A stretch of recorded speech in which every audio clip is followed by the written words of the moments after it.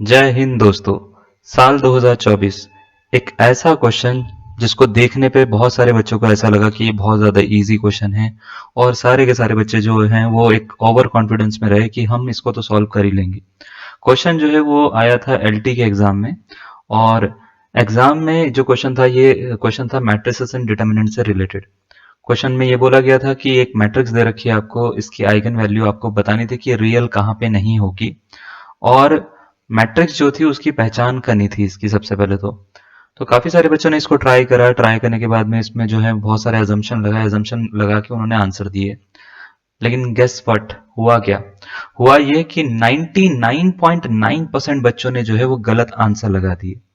हाँ जी, क्योंकि एक चीज है जो उनको नहीं आती थी, बेसिक कॉन्सेप्ट उन्होंने नहीं पढ़ा था। जनरली क्या है उन्होंने मैं क्वेश्चन पहले आपको दिखा देता हूँ। इस क्वेश्चन में ये जो क्वेश्चन था ये आइगन वैल्यू से रिलेटेड था मैट्रिसेस एंड डिटरमिनेंट में। मैट्रिसेस एंड डिटरमिनेंट में आइगन वैल्यू का कॉन्सेप्ट ज्यादा टफ नहीं होता है, एक हल्का फुल्का कॉन्सेप्ट माना जाता है इसको। क्वेश्चन में ये बोला गया था कि एक मैट्रिक्स है A is equal to cos theta minus sine theta cos theta, और इसकी जो आइगन वैल्यू है वो रियल कहाँ पे नहीं होगी, मतलब थीटा की ऐसी कौन सी वैल्यू डालें कि आइगन वैल्यू रियल ना हो, यानी इमेजिनरी हो जाए। ठीक है, इसमें चार ऑप्शन दे रखे थे, आपसे बोला गया था कि इसका आंसर जीरो से पाई के बीच में आएगा थीटा, या पाई आएगा, या जीरो आएगा, या नन ऑफ दीज आएगा। ये चार ऑप्शंस आपको दे रखे थे। अब बच्चे बहुत ही कर्मकांडी होते हैं भाई साहब, उन्होंने दिमाग लगा दिया। उन्होंने बोला कि ये जो है, ये जो मैट्रिक्स है, ये जनरली हम जब पढ़ते थे क्लास 12th में तो ये ऑर्थोगोनल मैट्रिक्स की फॉर्म है एक्चुअल में, cos theta minus sine theta cos theta. ठीक है, यानी एक ऑर्थोगोनल मैट्रिक्स है। और जनरली जब आपको क्लासेस में पढ़ाया जाता है तो ज्यादातर बुक्स में क्या होता है, ये बताया जाता है कि जो ऑर्थोगोनल मैट्रिक्स होती है, ठीक है, उनकी जो आइगन वैल्यूज होती है वो ऑलवेज रियल होती हैं। मतलब आइगन वैल्यूज अगर मेरे को निकालनी हो, आइगन वैल्यूज है ना of orthogonal matrix, orthogonal matrices, ठीक है, वो ऑलवेज क्या होती है, रियल होती है। और ज्यादातर केसेस में इसको +1 और -1 लिया जाता है। लेकिन ये बात जो है वो आधी सच है, मतलब ये पूरी सच नहीं है। हर ऑर्थोगोनल मैट्रिक्स के आइगन वैल्यू पहली बात तो रियल नहीं होती, इमेजिनरी भी हो सकती है। ठीक है, तो जैसे पढ़ाया जाता है आपको +1 -1 का जो कॉन्सेप्ट है वो कॉन्सेप्ट आधा अधूरा है। +1 -1 के साथ में और भी मैट्रिक्स और भी जो होती है वो आइगन वैल्यूज एग्जिस्ट कर सकती हैं, जो कि बच्चों को नहीं पता होती। तो उसी का ही एक एग्जाम्पल था ये वाला। ये एक्चुअल में एक ऑर्थोगोनल मैट्रिक्स तो है ही, बट इसके साथ साथ ये एक रोटेशनल मैट्रिक्स भी है। जब भी हम किसी भी रोटेशनल मैट्रिक्स की बात करते हैं, ठीक है, तो रोटेशनल मैट्रिक्स जो होती है वो अगर मान लेते हैं ऑर्थोगोनल है, ऑर्थोगोनली मैट्रिक्स ज्यादा रोटेशनल होती है, ठीक है, तो उसकी आइगन वैल्यूज रियल के साथ साथ कॉम्प्लेक्स भी आ सकती है। मतलब रियल तो आएंगी आएंगी, कॉम्प्लेक्स भी आ सकती है। कुछ ऐसे भी जगह होती है जहां पे वो कॉम्प्लेक्स आइगन वैल्यूज भी दे सकता है। अब रोटेशनल जो मैट्रिक्स होती है 2D में तो ये वाली होती है, 3D में अलग अलग होती है। 3D में अगर वो एक्स एक्सिस वाई एक्सिस या जेड एक्सिस किसके अबाउट रोटेट कर रहा है उसके अकॉर्डिंग जो है वो मैट्रिक्स बनाई जाती है। ठीक है, तो मतलब अगर वो एक्स एक्सिस के अबाउट कर रहा है तो कुछ और होगी, वाई एक्सिस के अबाउट कर रहा है तो कुछ और होगी, जेड एक्सिस के अबाउट कर रहा है तो कुछ और होगी। तो इस तरीके से अलग अलग होती है। जैसे अगर मान लेते हैं एक्स एक्सिस के अबाउट रोटेट करेंगे हम तो 1 0 0 होगी, यहाँ पे 0 0 लगा दो, फिर cos theta minus sine theta, same चीज यहाँ पे लिख दो, साइन थीटा कॉस थीटा लिख दो।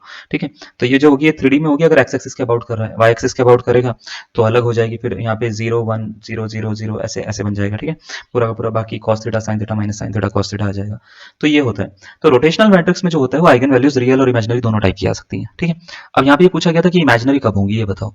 ठीक है, एक रोटेशनल मैट्रिक्स थी, तो इसको कैसे करना था? सबसे पहले तो देखो आइगन वैल्यूज निकालते कैसे, तो a minus lambda I is equal to 0 होता है। अगर a कोई मैट्रिक्स है तो a माइनस लेमडा आई अगर हम करेंगे तो इसकी वैल्यू 0 आएगी। क्या ये बात समझ में आ रही है आपको?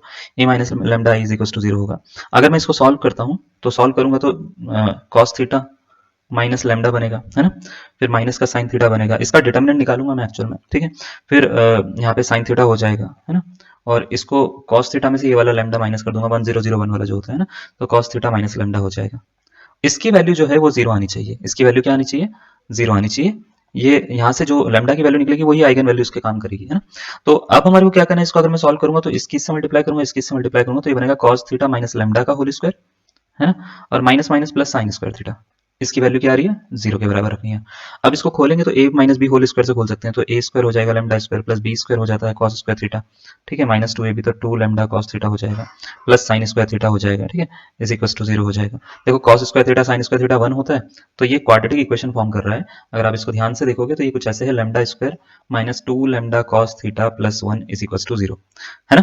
तो lambda square minus 2 lambda plus 1 is equal to 0, 2 lambda cos theta plus 1 is equal to 0 quadratic equation है। तो यहाँ से अगर मैं इसका रूट निकालना चाहूंगा तो a निकलेगा 1, बी निकलेगा इसका क्या -2 cos थीटा, और सी निकलेगा कितना 1, है ना। तो अगर क्वाड्रेटिक इक्वेशन आपको सॉल्व करनी होती है तो वो फॉर्मूला होता है -b यानी 2 cos थीटा प्लस माइनस इसका स्क्वायर तो 4 cos square theta minus 4ac तो -4 इंटू 1 इंटू 1 4 हो जाता है अपॉन में 2a, है ना। यहाँ पे प्लस माइनस लगा दो, ठीक है। इसमें से 4 कॉमन लोगे तो बाहर निकल के 2 बन जाएगा, सब में से 2 कॉमन लोगे तो 2 से ये वाला 2 कट हो जाएगा, यानी ये कुछ ऐसे बनेगा 2 cos theta plus minus under root में cos स्क्वायर थीटा -1 हो जाएगा, है ना, अपॉन में 2 हो जाएगा। ये वाला 2 इससे कट हो रहा है, तो इससे अगर इसको कट कर देंगे तो ये कुछ cos स्क्वायर थीटा -1 होता है जो कि माइनस का sin थीटा हो जाता है। रूट के अंदर है, स्क्वायर में, है ना, रूट के अंदर है, यहाँ पे cos थीटा है और प्लस माइनस लिख रखा है यहाँ पे, ठीक है। तो sin स्क्वायर थीटा है तो आइटा आ जाएगा इसका, सीधा सीधा अगर मैं बोलूँ तो ये बनेगा cos theta plus minus iota sin theta, ऐसा बनेगा। अब देखो अगर मैं थीटा पाई रखता हूँ, यहाँ पे थीटा की वैल्यू अगर पाई रखता हूँ तो ये 0 हो गया, लेकिन ये -1 होता है, cos पाई -1 होता है, तो ये तो एक रियल वैल्यू आ रही है, यानी -1 आ सकती है।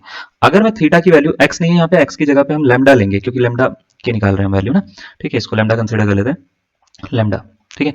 अगर मैं थीटा की जगह पे 0 लेता हूं तो भी क्या होगा, यहाँ पे sin 0 0 हो जाएगा, cos 0 1 हो जाता है ना, तो ये 1 आ जाएगा, तो 1 और -1 तो आ ही रही है ना। मैंने क्या बोला था, 1 और -1 तो आ ही जाती है, लेकिन उसके अलावा भी और भी वैल्यूज आती है। अगर थीटा की जगह पे मैं π/2 ले लूं, π/3 ले लूं, जैसे π/2 ले लूंगा तो अब ये 0 नहीं होंगे, आइटा की फॉर्म में आंसर देंगे। तो अगर ये कॉम्प्लेक्स होंगे, है ना, लैम्डा अगर कॉम्प्लेक्स नंबर होगा एक, ठीक है, कॉम्प्लेक्स नंबर होगा तो थीटा जो है वो 0 से पाई के बीच में कुछ होना चाहिए। तो जनरली जो बच्चों है ना, बच्चों ने क्या करा, इसका ऑप्शन ए ना लगा के कुछ बच्चों ने जो है ऑप्शन नंबर डी लगा दिया, है ना, और सोचा कि बहुत बढ़िया आंसर लगाया हमने, क्योंकि इन्होंने 2 आंसर दे रखे तो ये तीसरा वाला करेक्ट होगा, ये दोनों पे ही सेटिस्फाई हो रही थी रियल वैल्यूज, तो ये नन ऑफ दिस इसका करेक्ट आंसर होगा। बट इसका ये करेक्ट आंसर नहीं था, इसका option number A correct answer था। तो ऑप्शन नंबर ए 0 से पाई के बीच में जो है वो थीटा लाई करेगा, ये इसका करेक्ट आंसर है।